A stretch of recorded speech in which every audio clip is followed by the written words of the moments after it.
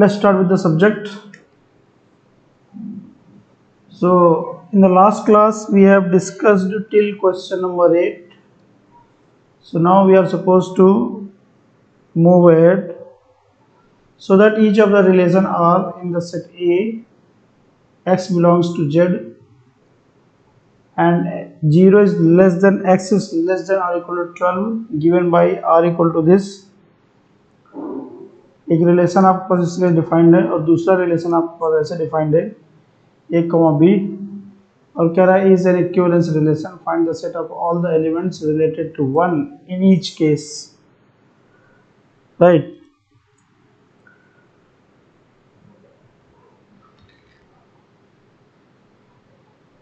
If anybody one can share the link to other students, they can.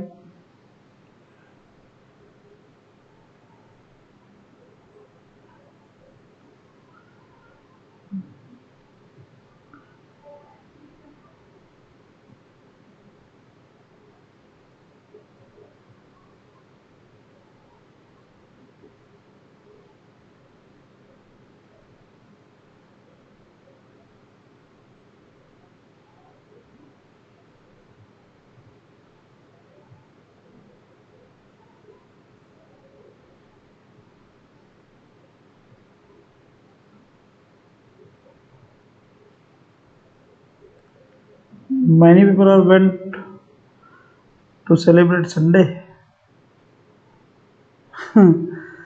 All right. So let's start with the discussion.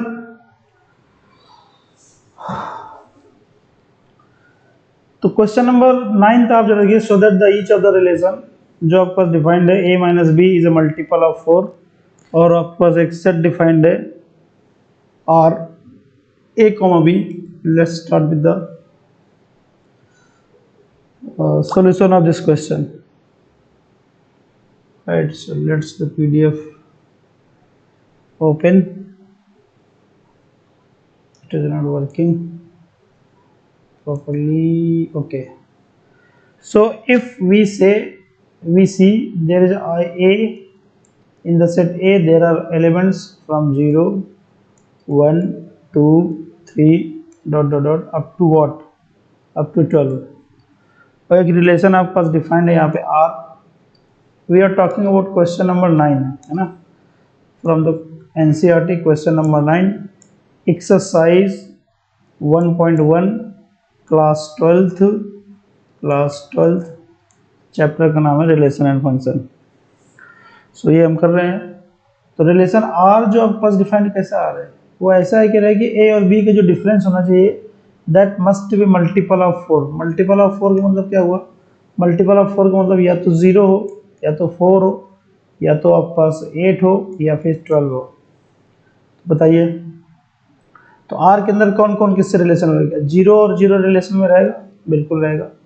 0 और 1 relation में रहेगा, नहीं रहेगा, क्योंकि 0 और 1 का जो डिफरेंस है वो 1 है, मल्टीपल ऑफ 4 नहीं है. 0 और 2 भी नहीं रहेगा, 0 और 3 भी नहीं रहेगा, लेकिन 0 और 4 रहेगा. जब 0 और 4 रहेगा तो 4 और 0 भी रहेगा. समझ रहे हैं भाई. ऐसे ही आपको बताना है. अच्छा, आपको ये प्रूव करना है, राइट. इक्विवेलेंस रिलेशन है, ठीक है. इक्विवेलेंस रिलेशन प्रूव करना तो आपको ये R अलग से लिखने की जरूरत नहीं है, तो इसको तो आप बिना लिखे कर सकते हैं. There is no need to write this R. You are suppose to prove. आपको सिर्फ R के बारे में लिखना है, R की डेफिनेशन. R आपके पास रिलेशन ऐसा है, R equal to a, b such that a magnitude of a minus b is multiple of 4, is a multiple of 4, multiple of 4. So आपको अगर चेक करना है क्या है रिफ्लेक्सिव है, इज इट रिफ्लेक्सिव रिलेशन. तो रिफ्लेक्सिव रिलेशन का मतलब क्या होता है, जैसे a, b है तो b की जगह भी a रख दीजिए और फिर देखिए क्या ये रिलेशन को सेटिस्फाई करता है. तो आपके पास a minus b is a multiple of 4, कहने मतलब a माइनस बी किसके इक्वल होगा, 4m टाइप का होगा. तो क्या a माइनस ए क्या होगा, ये 0 होगा. और 0 तो दुनिया के किसी भी नंबर का मल्टीपल होता है. This implies that 0 is the multiple of 0 is a multiple of 4, 0 is multiple of 4। यहाँ से ये बात पता चली कि आपका ये रिलेशन रिफ्लेक्सिव है। ठीक है, अब देखते हैं सिमेट्रिक रिलेशन। सिमेट्रिक रिलेशन का मतलब क्या है? दोनों की जगह बदल दो, मतलब ए की जगह बी और बी की जगह ए रख दो। अगर ऐसा कुछ होता है तो हम ऐसे रिलेशन क्या बोलेंगे? सिमेट्रिक बोलेंगे। तो आप जो ध्यान से देखिए, ए माइनस बी अगर 4 का मल्टीपल है तो what is the difference when we say b minus a, और वो भी मैग्नीट्यूड के अंदर, चाहे ए माइनस बी करो चाहे बी माइनस ए करो, ये भी किसके इक्वल आएगा? 4m के इक्वल आएगा, right. So again, so this is a symmetric relation. तो ये सिमेट्रिक भी हो गया, सिमेट्रिक भी हो गया। अब आगे की बात करते हैं, ट्रांजिटिव रिलेशन की बात करते हैं। किसकी बात करेंगे हम लोग? ट्रांजिटिव रिलेशन की बात करेंगे। ट्रांजिटिव रिलेशन की बात करें। ट्रांजिटिव रिलेशन का मतलब क्या हो? यहाँ पे आपको देखना पड़ेगा कि ए कॉमा बी रिलेशन में है और बी कॉमा सी भी रिलेशन में है। तो आपको चेक करना है, चेक किसको करना है? चेक करना है ए कॉमा सी को। यही तो बात करते हैं भाई, हम लोग ऐसे करते हैं। अगर किसी को समस्या तो चैट बॉक्स में पूछ सकता है ना। सिर्फ और सिर्फ कितने लोग हैं? इधर पे 5-6 लोग हैं, लेकिन उधर 6 लोग हैं। ठीक है, तो ए कॉमा सी रिलेशन में है, ये आपको चेक करना है, उधर ए और सी इज वर्किंग और नॉट। देखिए, ए कॉमा बी रिलेशन में है तो इसका मतलब क्या हुआ? Magnitude of A minus B जो भी होगा, अगर इन जनरल आप मान लीजिए A is greater than B, A is greater than मान सकते हैं विदाउट लॉस ऑफ जनरलिटी, मतलब उसके क्वेश्चन के कॉन्सेप्ट को कोई फर्क नहीं पड़ेगा, क्योंकि ए माइनस बी है तो a is greater than b मान लो। फिर अगर बाद में करना है तो b is less than, sorry a is less than b करके भी दूसरा कॉन्सेप्ट कर सकते हो, दूसरा पार्ट ले सकते हो। अगर मैं ए माइनस बी को देखूँ, ये 4 का मल्टीपल होगा, तो क्या ये 4m के इक्वल नहीं होगा? बिल्कुल होगा, क्योंकि b माइनस सी भी रिलेशन में है। ये हम तब लिख पा रहे हैं, ये हम तब लिख पा रहे हैं जब आपके पास a और b रिलेशन में है, तभी हमारे पास इतनी हिम्मत है कि आप ये लिख पाएंगे। अगर b कॉमा a रिलेशन में, not a, it is c। अगर b कॉमा c रिलेशन में है, इसका मतलब क्या हुआ? इसका मतलब ये हुआ कि b माइनस सी भी क्या होगा? ये 4n टाइप का होगा कि नहीं होगा? यहाँ पर भी हम क्या मान ले रहे हैं? b is greater than c, है ना। b is greater than c, we considering this, तो 4n टाइप का होगा। अब आपको देखना है a minus C. a minus C को आप ऐसे ले सकते हैं, a minus B plus b minus C. अरे भाई b कैंसिल हो जाएगा तो क्या आ जाएगा? तो वही आ जाएगा। और a माइनस बी जब आप क्या ले सकते हैं? यहाँ पे आप 4m ले सकते हैं, प्लस यहाँ पे आप क्या ले सकते हैं? 4l ले सकते हैं, और 4 यहाँ से कॉमन कर सकते हैं, क्या आएगा अंदर? m प्लस n आएगा। तो आपने क्या देखा? आपने ये देखा कि a माइनस सी भी 4 का मल्टीपल है। अब देखिए यहाँ पे which is a multiple of 4, which is a multiple of 4, ये 4 का मल्टीपल है, विच इज मल्टीपल ऑफ 4। तो आपको ये बात पता चल गई, जो रिलेशन r दिया गया है, रिलेशन r आपका कैसा हो गया? पहला वाला, पहला पार्ट में जो r रिलेशन हो कैसा हो गया? ये हो गया इक्विवेलेंस क्लास। क्या हो गया? इक्विवेलेंस क्लास या इक्विवेलेंस रिलेशन, बात एक ही है। लेकिन क्वेश्चन में एक चीज आपसे और पूछा है। क्या पूछा है? ध्यान दीजिए जरा। क्वेश्चन में आपसे पूछा है कि find the set of all elements which related to 1 in each case. कह रहा है 1 से कौन कौन एलिमेंट रिलेटेड है। इसका मतलब क्या हुआ? इसका मतलब कौन कौन एलिमेंट ऐसे हैं जो 1 के साथ डिफरेंस करने में 4 का मल्टीपल देते हैं। तो 1,1 है, और क्या है? 1,5 है, तो 5,1 भी होगा, मतलब 1 और 5 आपस में रिलेटेड है। ऐसे 1,9 होगा, ऐसे ही और होगा क्या कोई? 9,13 आना चाहिए, वो है नहीं यहाँ पे। तो 1 के साथ कौन कौन रिलेशन में है?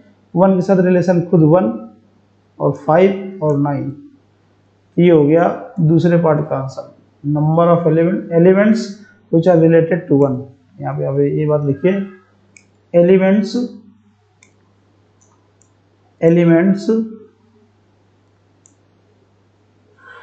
which are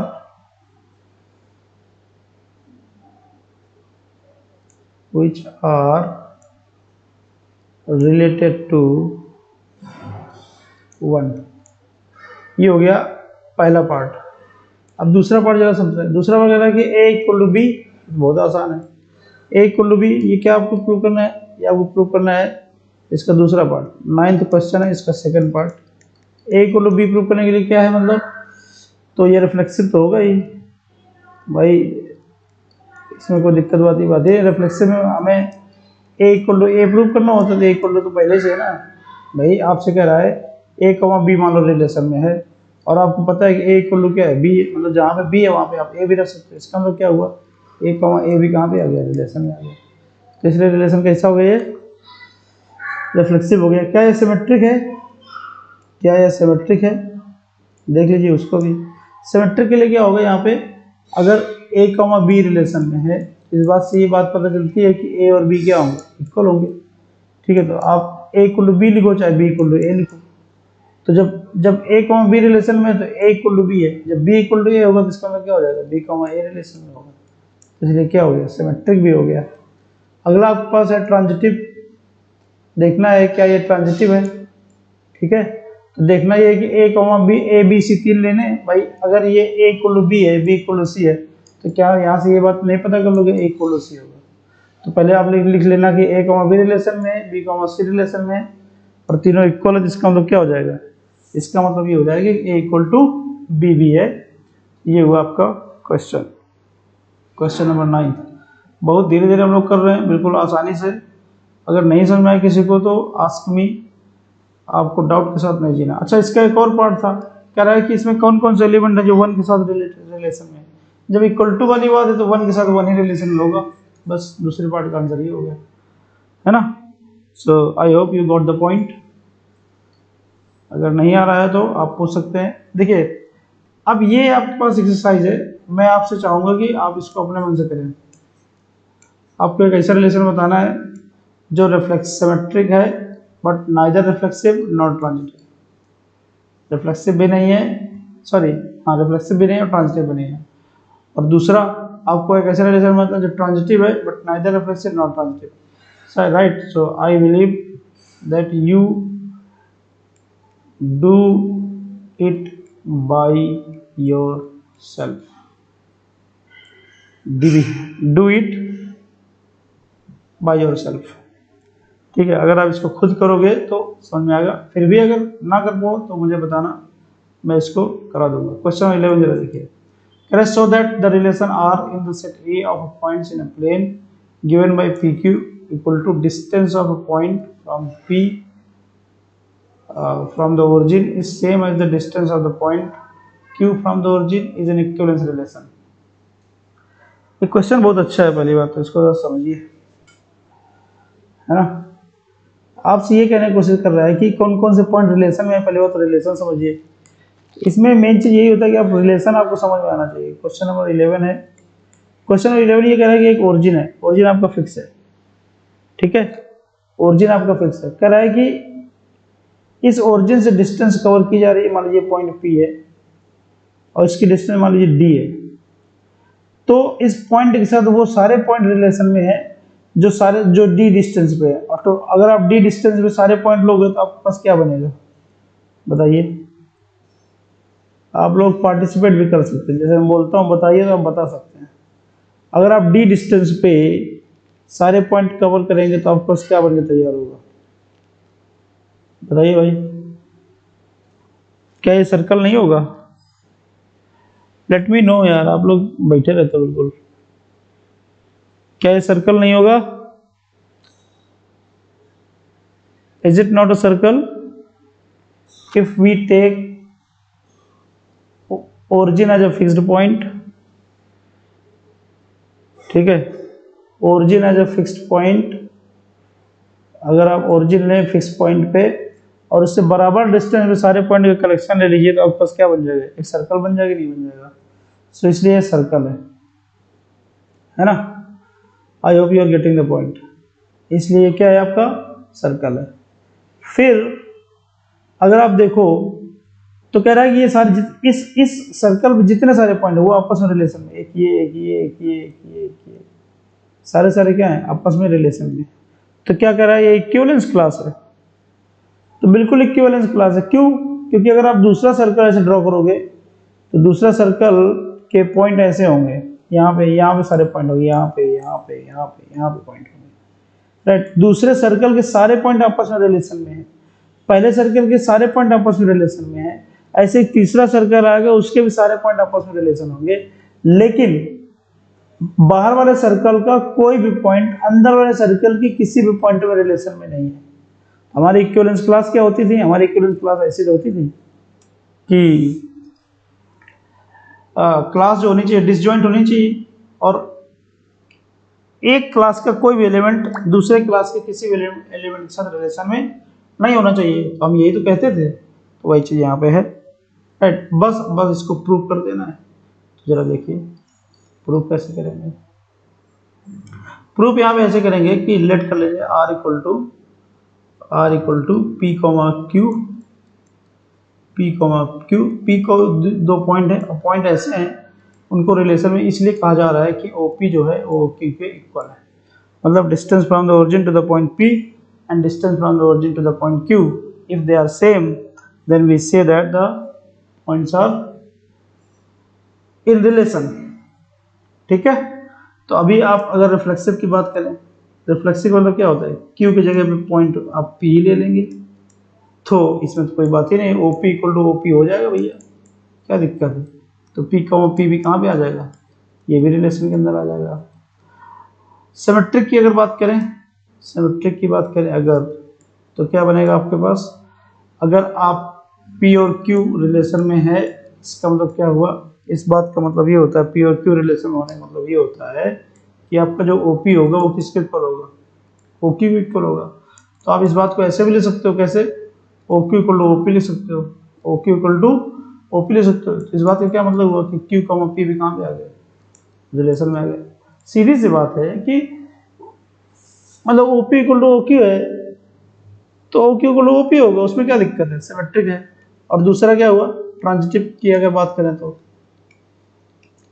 ट्रांजिटिव की अगर बात करें तो क्या आएगा यहाँ पे ये आएगा क्या कि 3 पॉइंट लेंगे यहाँ पे P Q S, तो OP जो है वो OQ इक्वल है क्योंकि P और Q रिलेशन में है।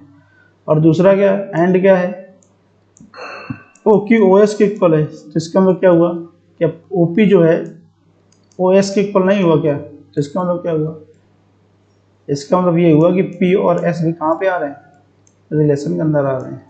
तो इस तरीके से आपका ये रिलेशन भी कैसा हो गया, ट्रांजिटिव इक्विवेलेंस क्लास हो गया। क्या हो गया, equivalence class.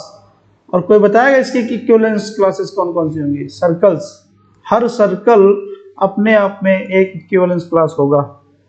Every circle will be the equivalence class in itself, है ना। हर सर्कल अपने आप में क्या होगा, एक इक्विवेलेंस क्लास होगा। I hope you are getting what I am telling you. Are you getting? Are you getting? आप लोग रिस्पॉन्स नहीं करते हो। आगे देखिए, आगे क्या कहते हैं, further so that the set of all points related to 0,0 is the circle passing through the point. बिल्कुल सही बात है, तुमसे ये कह रहा है कि ओरिजिन से रिलेटेड, है ना, पॉइंट निकालना है जो कि इसके बराबर की दूरी पर हो। सो क्या करेंगे आप, ओरिजिन से रिलेटेड, मान लीजिए ये आपके पास एक पॉइंट है P, इसके कोऑर्डिनेट आपने क्या मान लिया, इसका y मान लिया, और ये कोऑर्डिनेट आपने 0 माना हुआ है, और बार बार डिस्टेंस आपके पास क्या आ रही है, D आ रही है। तो आप मुझे बताइए D इक्वल टू क्या होगा, इसका सेकेंड पार्ट की बात हो रही है। डिस्टेंस फार्मूले से डिस्टेंस निकल जाएगी, x minus 0 whole square plus y minus 0 whole square and square both sides, so you will get d square equal to this side you will get x square plus y square, and this is the equation of circle. This is the equation of circle. So this is the equation of circle, यही बात आपको prove करनी थी। This is this is the equation of circle, the equation of circle. I hope you got the point. This is the equation of circle. आगे जरा देखिए, अब मैं जरा क्वेश्चन नंबर 12 और 13 और 14 मैं थोड़ा यहीं पे समझाने की कोशिश करूंगा, आप जरा समझिए। कह रहा T1 रिलेशन एक डिफाइंड है, जो किसके ट्रायंगल किसके डिफाइंड है, set of all triangles, right. एक ट्रायंगल्स का सेट है, उसमें एक रिलेशन डिफाइन किया गया है। वो रिलेशन कैसा है, उनको दो ट्रायंगल को आपस में रिलेशन में कहा जाएगा अगर अगर वो दोनों आपस में क्या है, सिमिलर है। अब मुझे ये बताइए, क्या ये रिफ्लेक्सिव नहीं होगा? रिफ्लेक्सिव होगा कि नहीं होगा भाई? रिफ्लेक्सिव बिल्कुल होगा, धूमधाम से होगा। क्यों? क्योंकि T1 और T1 कोई ट्रायंगल अपने आप का सिमिलर होता है, और सिमिलर ही नहीं कॉन्ग्रुएंट भी होता है, तो इसलिए रिफ्लेक्सिव होगा। क्या सिमेट्रिक होगा? सिमेट्रिक होगा, धूमधाम से होगा। क्यों? क्योंकि अगर T1 और T2 रिलेशन में है, इसका मतलब ये हो जाएगा कि T1 is similar to T2। इस बात को आप ऐसे भी लिख सकते हो कि T2 is similar to T1। इस बात को ऐसे भी लिख सकते हो कि T2, T1 belongs to relation, है ना। आप लोग नोट करते जाइए। If you feel like noting down, so you can note it down in your notebook for further reference, right? So it is reflexive, symmetric and transitive. I did not show whether it is transitive or not. So what will you do? You take three triangles, T1, T2, T3. Now you can see T1 is similar to T2 and T2 is similar to T3. This implies that T1 is similar to T3 by the property of triangle. So hence it is transitive as well, right. तो एक equivalence class हो गई। कहने का मतलब क्या है, तो अगर इक्विवेलेंस रिलेशन हो गए, अगर आपकी इसकी इक्विवेलेंस क्लास बनाने की बात की जाए तो क्लास जानते हो कितनी बनेगी इसकी? कोई बताएगा? कोई बताएगा इस रिलेशन की कितनी क्लासेस होंगी?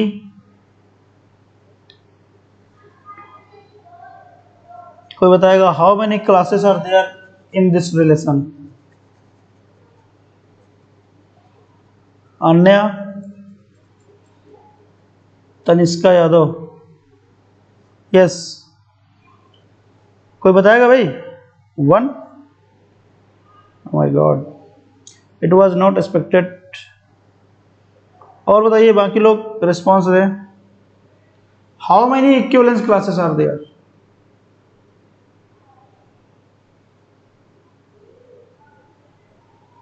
बताइए भाई। There will be infinite equivalence classes, infinite equivalence classes। क्यों? अब ये कैसे हो गया? इनफाइनाइट कैसे हो गया भैया? इनफाइनाइट स्पेलिंग गलत हो जाए तो माफ करना, क्योंकि I am not a teacher of English, but I can write it correctly. Infinite equivalence class, infinite equivalence class. अब ये आपको समझ में आ रहा होगा कैसे। ये घीसाराम कौन है? घीसाराम कौन है? Let me know your name, let me know your name. Who is this Ghisaram? Tell me your name. Okay, Himanshi. So there are infinite equivalence classes. कैसे? अब मुझे ये बताइए, जैसे मानिए ट्रायंगल कितने तरीके का, ट्रायंगल तो किसी भी तरीके के बोल सकते हैं, कितने भी साइड के ट्रायंगल ले लीजिए, किसी भी कॉम्बिनेशन का ट्रायंगल ले लीजिए, है ना। और उस कॉम्बिनेशन के ट्रायंगल के सिमिलर जितने सारे ट्रायंगल बनेंगे तो वो एक सेट बनेगा, एक इक्विवेलेंस क्लास बनेगी। फिर हम क्या करेंगे, दूसरे सेट ऑफ साइड्स का एक ट्रायंगल लेंगे, फिर उससे एक तीसरा एक और इक्विवेलेंस क्लास होगी। तो आप जितने ट्रायंगल बना सकेंगे उतने ही आपके पास क्या होंगे, इक्विवेलेंस क्लास बन जाएंगे। अलग अलग ट्रायंगल से मेरा मतलब यह है, you have to take 3 numbers which satisfy this condition, any 2 is greater than 3। इससे आप ट्रायंगल बनेगा। तो इस कंडीशन सेटिस्फाई करने वाले जितने सारे ट्रायंगल होंगे वो मतलब सारे सेटिस्फाई करते हैं, लेकिन इस पर्टिकुलर सेट ऑफ नंबर से सिमिलर ट्रायंगल होंगे, फिर ऐसे एक दूसरा ट्रायंगल ले लेंगे फिर उसका सिमिलर ट्रायंगल, है ना। तो इसलिए कितने बनेंगे, there are infinite number of equivalence classes. So I hope you got the point. अन्य you correct yourself, this is not the right answer, there are infinitely many equivalence classes in this question. आगे देखिए, अब तुमसे क्या कह रहा है, अब इसमें 3 ट्रायंगल की बात कर रहा है, 3 ट्रायंगल्स, T1 जिसकी साइड 3, 4, 5 है, T2 जिसकी साइड 5, 12 और 13 है, T3 जिसकी साइड 6, 8 और 10 है ना, है ना। तो अब जरा देखिए T1 आपको देखना है, जरा यहाँ पे इसको करते हैं। T1 जो दिया गया है, T1 की साइड दी गई है 3, 4, 5 और T2 जो दिया गया है वो दिया गया है कितना, 5, 12, 13 और T3 जो दिया गया वो क्या दिया गया है आपके पास, 6, 8 और 10। आपसे पूछ रहा है कि कौन कौन रिलेशन में हैं। तो देखिए भाई, सिमिलर ट्रायंगल आप कैसे निकालते हैं, आप ऐसे निकालते, ratio of corresponding side must be equal then the triangles are similar, ये तो बात करते हैं। तो जरा देखिए यहाँ पे, अगर मैं T1 ट्रायंगल की बात करूँ तो यहाँ पे एक साइड 3 है, यहाँ 4 है, एक 5 है। अगर T2 की बात करूँ तो यहाँ पे क्या है, यहाँ पे 5 है, तो 5/3 निकालोगे, 4/12 निकालोगे या 5/30 निकालोगे, तो सब अलग अलग आ रहे हैं। तो इसलिए T1 can not be similar to T2, तो T1 is not similar to T2, T1 is not similar to T2, T1 जो है सिमिलर नहीं है T2 के, सिमिलर टू T2, ये बात आपको पकड़ में आ गई। क्या T2 T3 है, जरा देख लीजिए करस्पॉन्डिंग साइड 5/6, क्या 12/8 के इक्वल आएगा, बिल्कुल इक्वल नहीं है। क्या 13/10 के इक्वल आएगा, बिल्कुल इक्वल, कोई भी इक्वल नहीं। करस्पॉन्डिंग साइड का रेशियो क्या होता है, इक्वल होता है in case of triangles are similar, तो इसलिए ये T2 और T3 भी नहीं है। लेकिन अब T3 और T1 देखो, T3 और T1 और T3 मान लो या फिर T3 T1 मान लो, देखिए 3/6 1/2 आएगा, 4/8 1/2 आएगा और 5/10 भी क्या आएगा, 1/10, 1/2 ही आएगा। इसलिए T1 और T3 आपस में क्या है, रिलेशन में है। So this is what is the case in this question. I hope you got the point, right. तो आपको ये बताना था। अब थर्ड नंबर जो देखिए, थर्ड नंबर मैं चाहता हूँ कि आप लोग इसको करिए, so that the relation R defined in the set A of all polygons, all polygons का मतलब क्या हुआ, उसके अंदर ट्रायंगल भी होगा, रेक्टेंगल भी होगा, पेंटागन भी होगा, मतलब रेक्टेंगल से मतलब है मेरा क्वाड्रिलेटरल, क्वाड्रिलेटरल भी होगा, पेंटागन भी होगा, हेक्सागन भी होगा, सब कुछ होंगे। बस ध्यान ये देना है कि आपस में रिलेशन में होंगे अगर वो क्या हो, अगर उनके नंबर ऑफ साइड्स क्या हो, सेम हो। तो क्या ये आप कर नहीं लेंगे, इक्विवेलेंस क्लास है कि नहीं है, अब जरा बताइए, is it not equivalence class, let me know, will you be able to do this question, will you be able to do this question,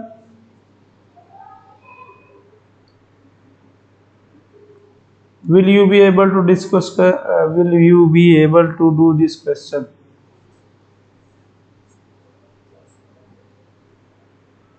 है कोई रिस्पॉन्स नहीं, तो मतलब नहीं हो पाएगा ऐसा लग रहा है।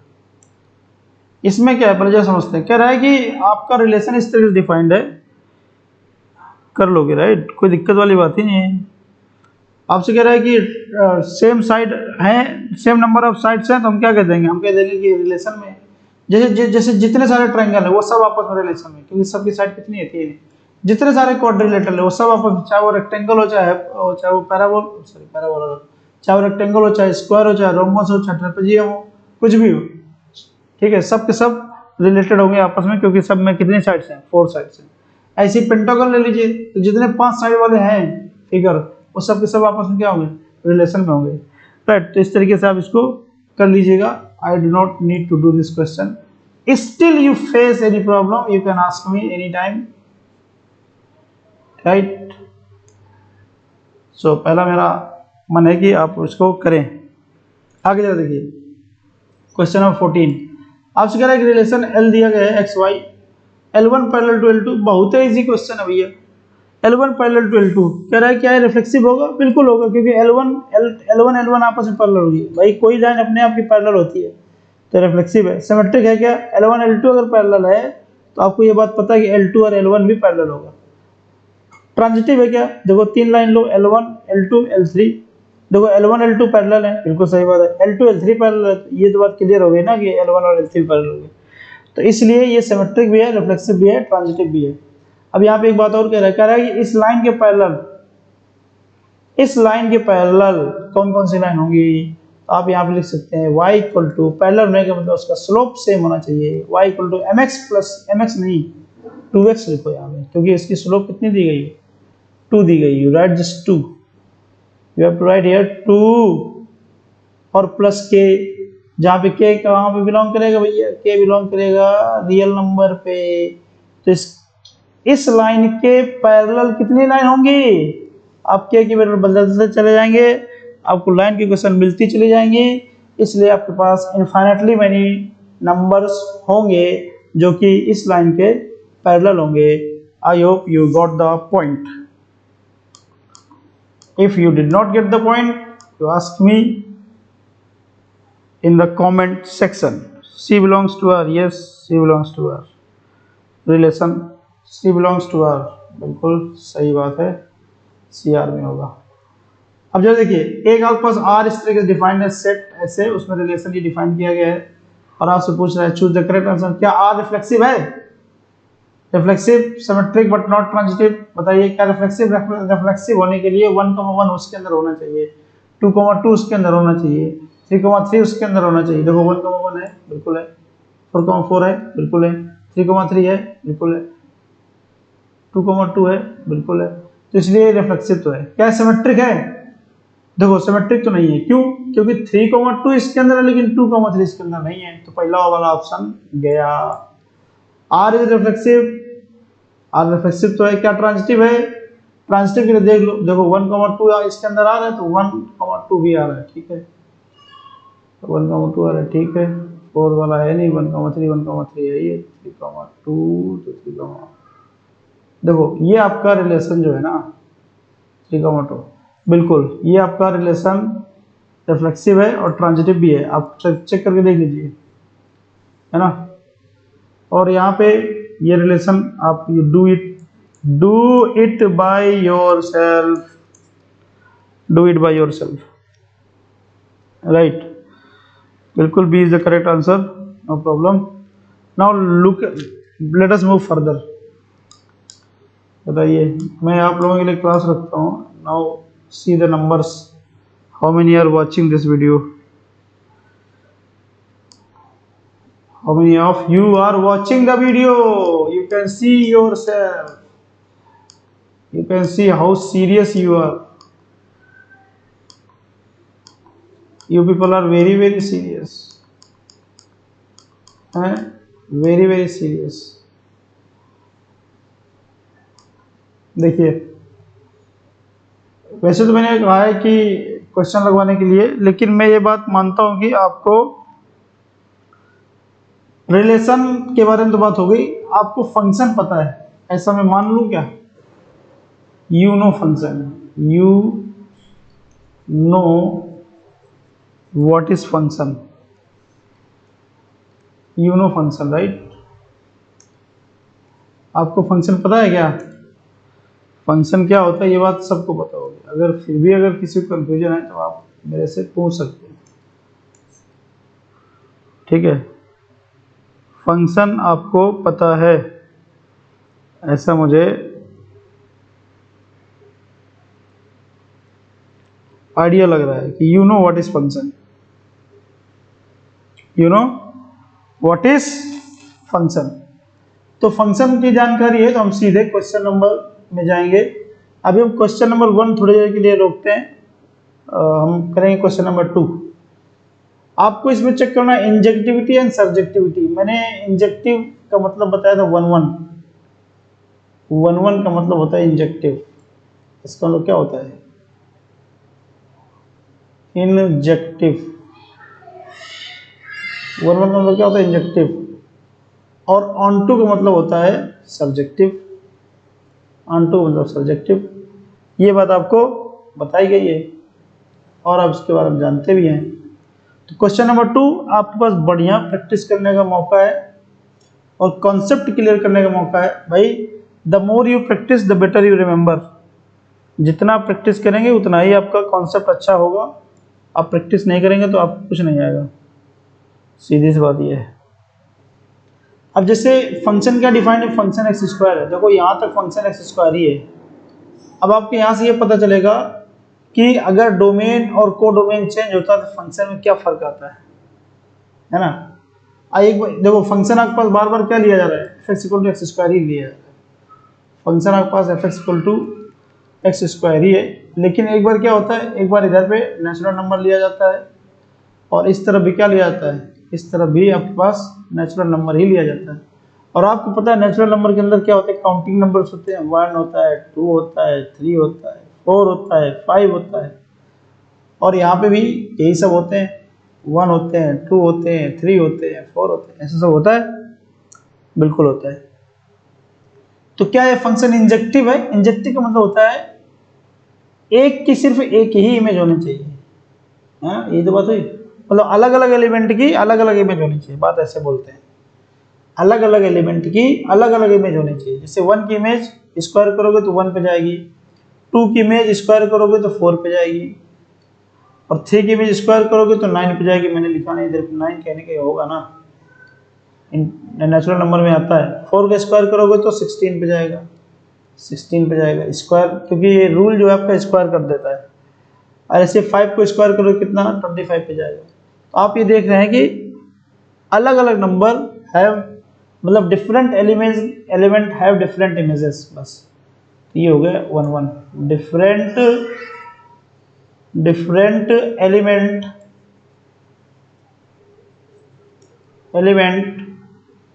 elements have different images।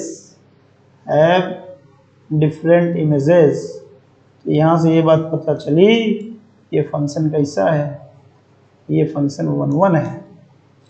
लेकिन ये बात प्रूफ करने की नज़र से सही नहीं है। प्रूफ ऐसे थोड़ी करते हैं, प्रूफ करते हैं क्या करते हैं, fx1 इक्वल टू fx2 लेते हैं, x1 स्क्वायर इक्वल टू क्या आ जाएगा, x2 स्क्वायर आ जाएगा। इसको आप इधर ले आएंगे, x1 square minus x2 square आ जाएगा इक्वल टू 0 आ जाएगा। यहाँ से एक ब्रैकेट में आएगा x1 माइनस x2 और दूसरे में आएगा आपके पास क्या, x1 प्लस x2। और आपको पता है कि x1 और x2 दोनों क्या हैं, नेचुरल नंबर हैं, इसलिए उनका सम तो कभी 0 होगा नहीं। तो इसका मतलब ये वाला 0 होगा। x1 माइनस x2 अगर 0 होगा तो इसका मतलब ये हो गया कि x1 इक्वल टू क्या आ गया, x2 आ गया। तो ये बात प्रूव करने की हो गई इंजेक्टिव की। अब क्या सर्जेक्टिव है, ठीक है। अब आपको ये देखना क्या है, सर्जेक्टिव है। देखिए 2 की कोई भी प्री इमेज नहीं है, 2 की कोई प्री इमेज है, no pre image of 2, no pre image of 3, no pre image of 5। मतलब कोई भी नेचुरल नंबर नहीं है जिसका स्क्वायर करने से 2 आ जाए, कोई भी स्क्वायर नंबर नहीं है जिसका स्क्वायर करने से 3 आ जाए। इसलिए बहुत सारे एलिमेंट ऐसे यहाँ पे पड़े हुए हैं जिनकी अभी शादी नहीं हुई है, तो इसलिए फंक्शन क्या हुआ, नॉट ऑन टू या फिर नॉट सर्जेक्टिव। ये फंक्शन जो है सर्जेक्टिव नहीं है, ठीक है। अब दूसरे फंक्शन की तरफ चलते हैं। फंक्शन तो यही है, डोमेन बदल जाएगा बस। अब डोमेन क्या बन गया, दूसरे क्वेश्चन जो देखिए, ये देखिए, ये आपका इंजेक्टिव को हम आई से बोलेंगे, इंजेक्टिव है। सब्जेक्टिव को एस से बोलेंगे, सब्जेक्टिव नहीं है।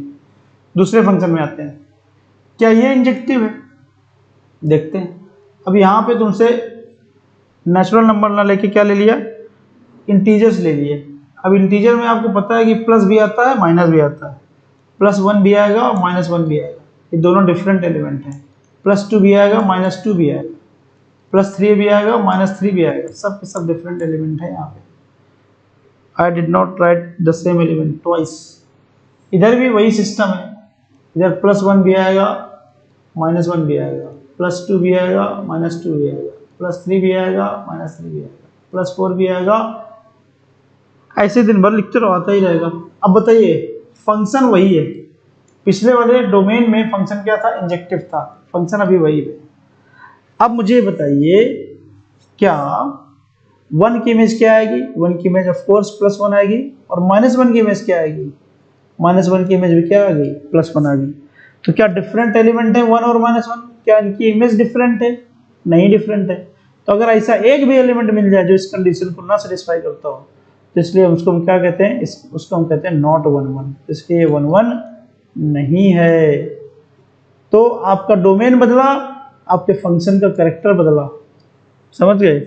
इसलिए अगर इंसान बदल जाए टाइम के साथ तो उसमें चिंता करने की बात नहीं है, क्योंकि मैथ में फंक्शन भी बदल जाता है। फंक्शन वही है, सिर्फ उसका स्टेटस बदल गया, रहने की ताकत बदल गई, रहने की जगह बदल गई। पहले नेचुरल नंबर में था तो 1 1 था, अभी इंटीजर में आ गया तो 1 1 खत्म, 1 1 भी नहीं है। समझ गए भाई? I hope you are getting the point. क्या ये ऑन टू है? बिल्कुल ऑन टू नहीं है। क्यों? दुनिया का कोई ऐसा नंबर नहीं है जिसका स्क्वायर करने से -1 आ जाए, या फिर -2 आ जाए, या फिर -3 आ जाएगा। तो इसलिए ऑन टू भी नहीं है, not onto. Not onto मतलब नाइदर सब्जेक्टिव नॉर इंजेक्टिव, बात हो गई आपके पास। This was question number second, part of question number second, right. अब जरा रियल नंबर में बात करते हैं। क्या ये 1 1 है? क्या ये ऑन टू है? बात तो वही बात आती है। अब मुझे इसका आंसर मैं आपसे चाहता हूं, क्या ये 1 1 है और क्या ये ऑन टू है? क्या दोनों है, या फिर कोई एक है, या फिर कुछ भी नहीं है? बताइए। Answer me everybody, comment fast, answer it immediately. क्या ये 1 1 है?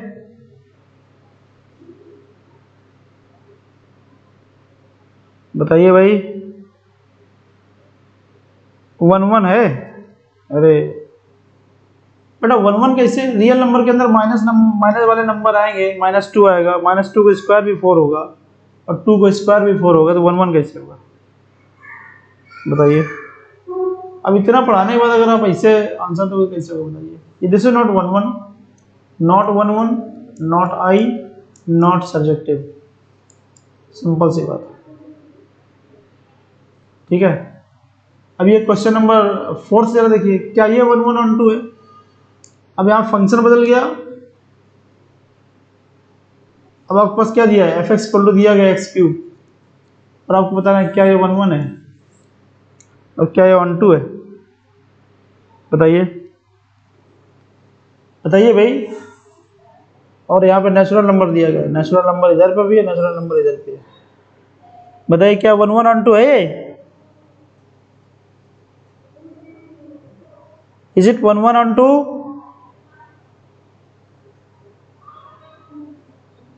वन वन है, very good project, let's do it ने आंसर सही बोला। 1 1 है, 1 1 है, बिल्कुल चौकस, बढ़िया चल रहा है। 1 1 है। क्या ये ऑन टू है?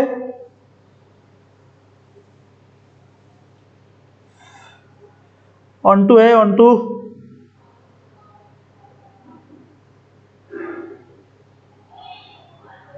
Not onto, project let's do it ने सही बोला।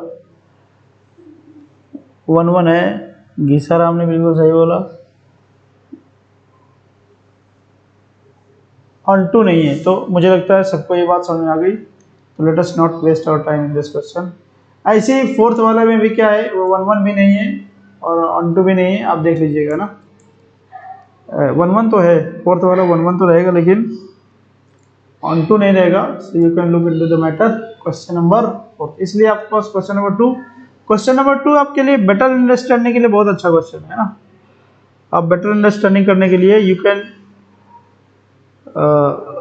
See this question, you can solve this question every time. अब जरा पहले क्वेश्चन की बात करते हैं। एक फंक्शन दिया गया है, देखिए जरा यहाँ पे, R2R defined by this fx is 1 1 and onto. यहाँ पे R स्टार का मतलब है पॉजिटिव नंबर लेना है। R स्टार मतलब क्या होता है? पॉजिटिव नंबर लेने का। तो ये इसको आपको प्रूव करना है कि 1 1 है, ऑन टू है। तो सिंपल सी बात है, इसमें कौन सी बड़ी बात है? तो फिर जब बड़ी बात नहीं है तो इसको आपने छोड़ क्यों दिया था question number?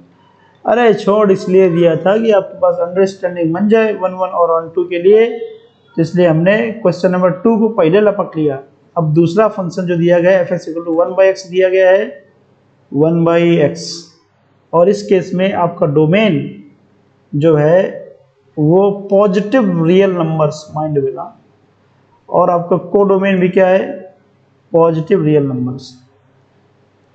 Sorry, positive real number कह रहा है या दूसरा कुछ कह रहा है, set of non zero real numbers कह रहा है। ये क्या है, नॉन जीरो रियल नंबर्स है। अब ये बात मेरे दिमाग में कैसे आ गई कि पॉजिटिव डोमेन पॉजिटिव कह रहा है कि नॉन जीरो कह रहा है, वो ऐसे आ गए कि जीरो यहाँ पे नहीं हो सकता है, अगर जीरो होगा तो फंक्शन ही डिफाइन नहीं होगा, है ना। तो इसलिए हमें मेरे दिमाग में बात क्लिक कर गई। 1 1 प्रूव करने के लिए क्या करते हैं, fx1 = fx2 लेते हैं। fx1 की वैल्यू कितनी आएगी, 1/x1 आएगी। इधर fx2 वैल्यू कितनी आएगी, 1/x2 आ जाएगी। तो यहाँ से क्या निकल के आ जाएगा, x1 = x2 निकल के आ जाएगा। अगर आप fx1 = fx2 लेके चले और आपके पास x1 = x2 आ जाए तो आप वहाँ पे सीना ठोक के बोल दीजिए कि ये 1 1 फंक्शन है। ऑन टू के लिए क्या करते हैं, मैंने कहा था आप y को मानेंगे और x की वैल्यू निकालेंगे y के टर्म्स में, तो 1/y आएगा। और y की किसी y के लिए ऐसा है कि डिफाइंड नहीं है, कोई y ऐसा नहीं जिसके लिए डिफाइंड नहीं। भाई y को 0 ही हो सकता था, लेकिन 0 को तो आपने सीन से ही हटा दिया, तो इसलिए ये ऑन टू भी है और 1 1 भी है। This function is 1 1 and onto, 1 1 and onto, है ना। तो this was the first question. Let us move further. अब आपको यहाँ पे ग्रेटेस्ट इंटीजर के बारे में बात कर रहा है कि क्या ये 1 1 ऑन टू है। हाँ, रियल नंबर से रियल नंबर के बारे में बात कर रहा है। अब मैंने आपको अगर ग्रेटेस्ट इंटीजर पढ़ाया है क्लास में और आप अगर समझे हो क्लास में, अब ये मत कहना कि सर वो तो आईआईटी क्लास है, आप तो यहाँ बोर्ड पढ़ा रहे हैं, आपने बोला था वहाँ पे आईआईटी का नाम तक नहीं लूंगा। तो कसम थोड़ी खाया भैया, नाम ले सकते हैं। अगर मैंने आपको ग्रेटेस्ट इंटीजर समझाया है तो मुझे बताइए क्या ये फंक्शन 1 1 है और क्या ये फंक्शन ऑन टू है। सभी लोग आंसर दीजिए बहुत fast, with in seconds you answer में दिस क्वेश्चन। क्या ये 1 1 ऑन टू है, greatest integer function?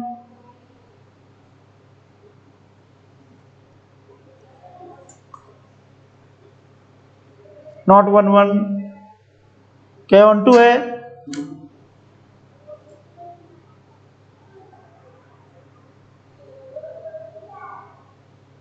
Not on to, ना ही ये 1 1 है ना ही ऑन टू होगा। सिंपल सी बात ये हमेशा क्या देगा, इससे हमेशा इंटीजर निकलते हैं। क्या निकलते हैं? इंटीजर। जबकि इधर पे कोडोमेन में क्या लिखा है, रियल नंबर लिखा है। तो इंटीजर के अलावा बाकी जितने सारे एलिमेंट है उसका कोई माई बाप नहीं है इधर पीछे, ठीक है। तो इसलिए ऑन टू भी नहीं है, 1 1 भी नहीं। 1 1 क्यों नहीं है कि चाहे आप x = 2.1 लो, चाहे आप x = 2.2 लो, चाहे आप x = 2.3 लो, आंसर हमेशा क्या देगा, 2 देगा। तो इसलिए 1 1 भी नहीं है, ऑन टू भी नहीं है। This is question number 3। आगे चलते हैं। अब यहाँ मॉडुलस x लिखा हुआ है, ठीक है। मॉडुलस x क्या है, 1 1 है? बिल्कुल 1 1 नहीं है। क्यों? चाहे आप x = -1 लोगे तब भी 1 देगा, चाहे आप x = +2 लोगे तब भी 1 देगा, इसलिए 1 1 नहीं है। So that this function is neither 1 1 nor onto. Nor onto इसलिए नहीं है क्योंकि हमेशा यहाँ से क्या वैल्यू मिलेगी, पॉजिटिव वैल्यू मिलेगी। What about negative R? इधर पे हमेशा क्या आउटपुट मिलेगा, पॉजिटिव आर मिलेगा। लेकिन नेगेटिव आर के लिए तो क्या कोई है ही उसको उधर माई बाप, कोई नहीं है, तो इसलिए ऑन टू भी नहीं, क्योंकि नेगेटिव आर का कोई भी प्री इमेज नहीं है यहाँ पे, इसलिए ऑन टू नहीं है। 1 1 क्यों नहीं है? क्योंकि इसके भाई रियल नंबर आपके पास ये होता है, इधर नेगेटिव होते हैं इधर पॉजिटिव होते हैं, और इधर भी रिलेशन भी फंक्शन किस में दिया, इधर फिर से इधर 0 इधर पॉजिटिव इधर नेगेटिव। इधर जो नेगेटिव वाले नंबर है मॉड लग के इधर घुस जाएंगे, जाके पॉजिटिव के साथ चले जाएंगे। पॉजिटिव वाले तो पॉजिटिव जाएंगे, तो इधर ये नेगेटिव वाले रह गए, इसका कोई प्री इमेज नहीं है, इसलिए आपका 1 1 भी नहीं है और ऑन टू भी नहीं है। आगे जरा देखिए सिग्नम फंक्शन। क्या ये नाइदर 1 1 और ऑन टू? बिल्कुल सही बात है। आपको फंक्शन डिफाइन किया रियल नंबर से रियल नंबर, लेकिन सिग्नम फंक्शन तो आपको हमेशा इसकी रेंज क्या होती है, RF, रेंज ऑफ f क्या होती है, या तो -1 देगा, या तो +1 देगा, या तो 0 देगा। ये गलत यहाँ पे लिखा, x इज लेस देन, जब 0 होगा तो यहाँ -1 होगा। ये आपको सिग्नम फंक्शन मैंने आपको बताया है, सिग्नम फंक्शन। तो रियल इसकी रेंज हमेशा क्या मिल रही है, -1 +1। इन 3 नंबर के अलावा कोई नंबर देगा ही नहीं, तो इसलिए ऑन टू भी नहीं है। क्या ये 1 1 है? बिल्कुल 1 1 नहीं है। क्यों? क्योंकि अगर रियल लाइन की बात करें तो यहाँ पर नेगेटिव रहता है, इधर पॉजिटिव रहता है। सारे नेगेटिव किधर जा रहे हैं, -1 पे की तरफ जा रहे हैं, इधर जाएंगे, और सारे पॉजिटिव किधर जा रहे हैं, +1 की तरफ जा रहे हैं, ठीक है। और 0 सिर्फ 0 पे जा रहा है, है ना, तो इसलिए 1 1 भी नहीं है। मुझे लगता है ये सब समझ आ गया। आपको यही बातें लिखनी है कि all the negative real numbers have -1 as image, so it is not 1 1, or all the positive real numbers have 1 as an image, so it is also not a 1 1, and it is not onto because there are only 3 elements in the range, that is -1 1 or 0. Rest all element do not have their pre image. आगे जरा देखिए, इसमें आपको बताना है क्या, so that function, ये function है, फंक्शन का मतलब क्या होता है, याद करो वो दिन मैंने कहा था every element have unique image. 1 की इमेज 2 है, तो 1 की सिर्फ एक ही इमेज है, बिल्कुल है। 2 की इमेज सिर्फ 5 है, ठीक है। 3 की इमेज सिर्फ 6 है, तो इसलिए क्या बोलोगे, every element in domain has unique image in codomain, hence this is a function and this is 1 1 as well. क्यों, क्योंकि 1 की इमेज 4 है और 2 की मतलब different element have different images. आपको ये बात लिखना है, different element has different images, तो इसलिए 1 1 होगा, है ना। आगे चलते हैं, क्वेश्चन आगे देखिए। आपको बताना है ईच केस 1 1 और 2 जस्टिफाई बाइजेक्टिव। हालांकि बाइजेक्टिव फंक्शन आपके सिलेबस में नहीं है, फिर भी मैं आपको ये कराऊंगा। याद करो मैंने आपको बताया था y = mx + c टाइप की लाइन होगी, या फिर y = -mx टाइप की लाइन होगी, वो हमेशा फंक्शन क्या होगा, 1 1 होगा और ऑन टू भी होगा। देखो ये दिया है, 1 1 प्रूव करने के लिए कुछ नहीं करने का, fx1 = fx1 लिखने का, यहाँ से आपके पास आएगा x1 = x2।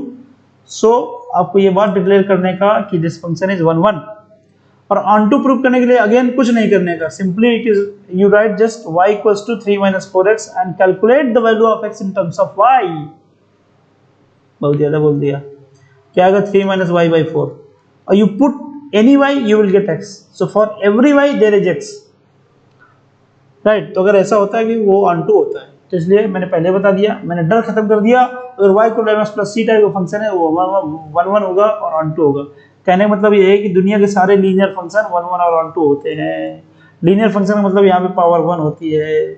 आगे जरा देखिए, fx = क्या लिखा, 1 + x² लिखा हुआ है।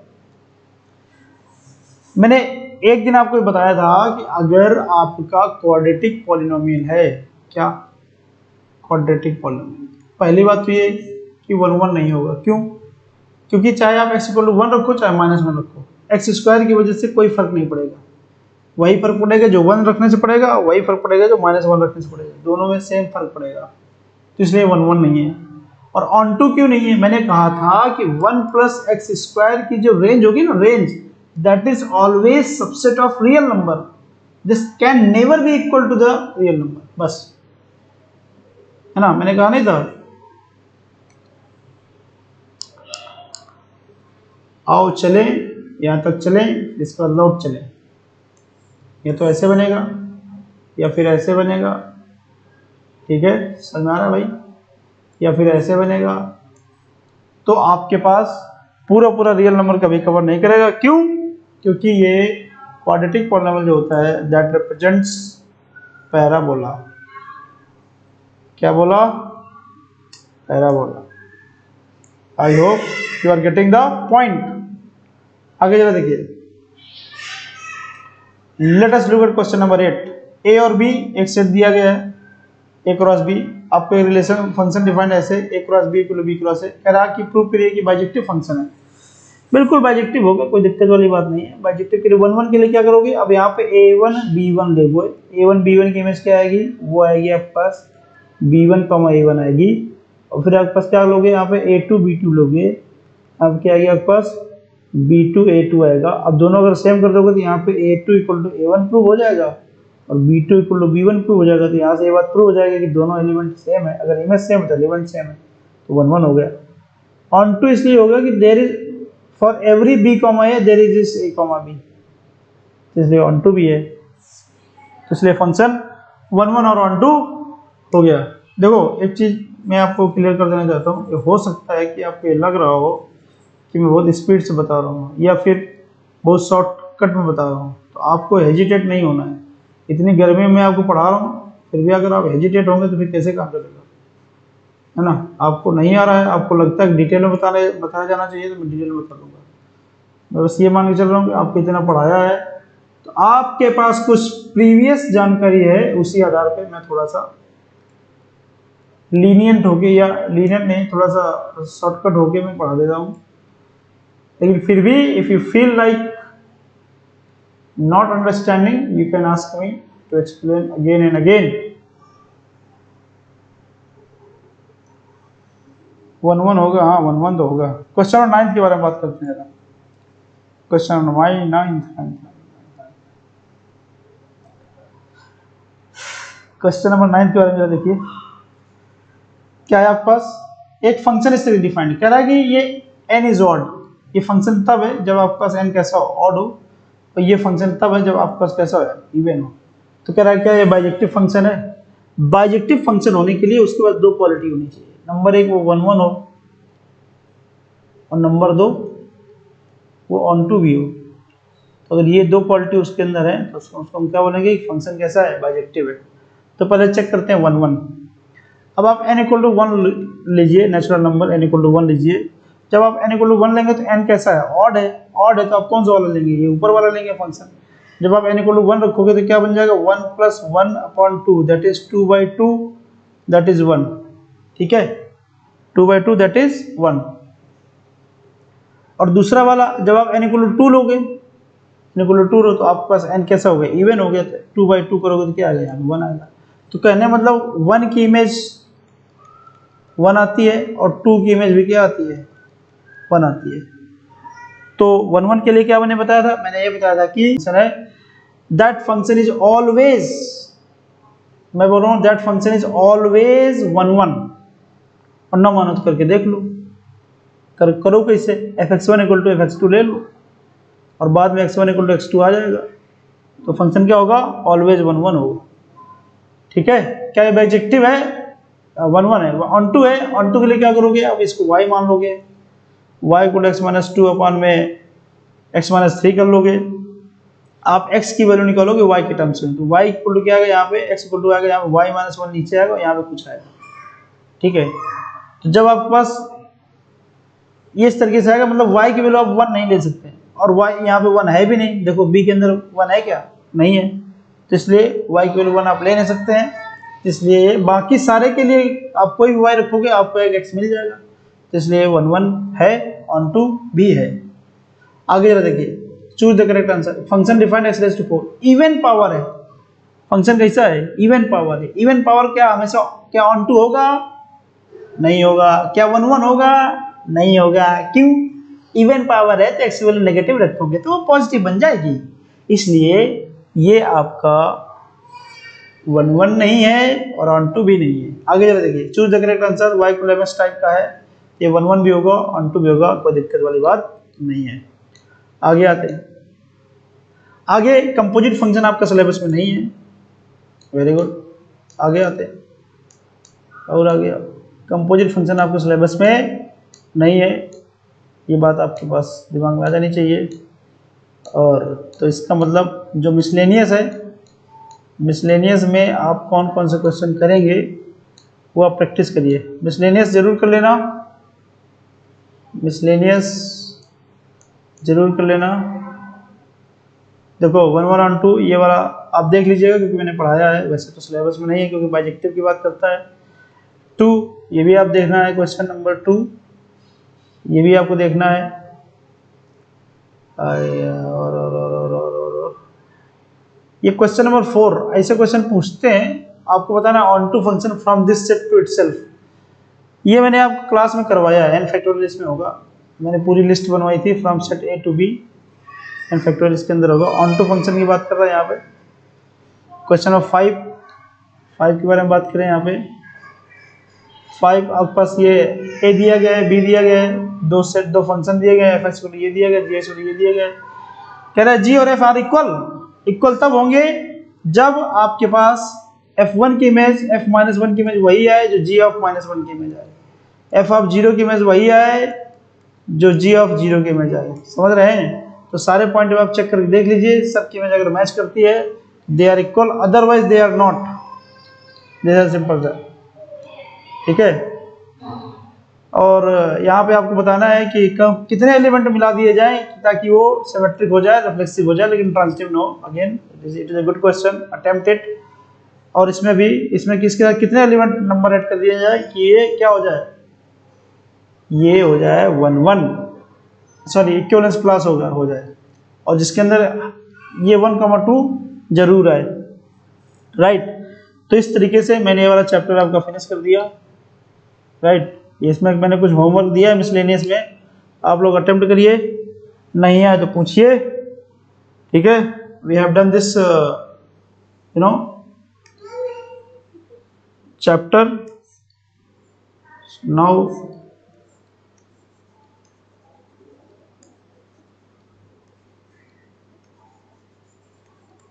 All right।